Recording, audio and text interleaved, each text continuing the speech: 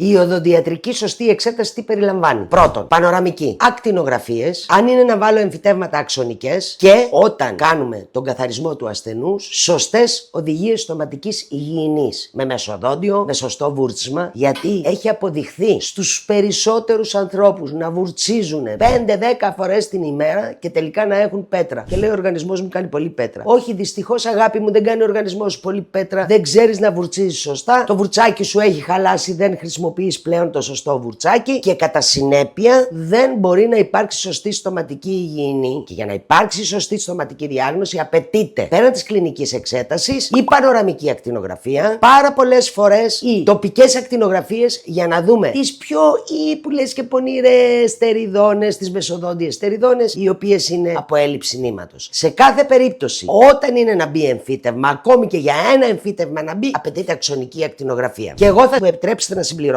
Επειδή το στόμα αποτελεί το σύνολο του οργανισμού, δεν μπορεί να μην έχω μία γενική εξέταση αίματος, στην οποία να έχω διαπιστώσει ότι ό,τι αφορά το αίμα μου βρίσκεται σε φυσιολογικά επίπεδα και αν χρειαστεί περαιτέρω θα εξετάσω ή ορμόνες ή άλλα συστηματικά νοσήματα που ο οδοντίατρος είναι σε θέση να διαγνώσει, όπως ο καλός παθολόγος μέσα από το στόμα.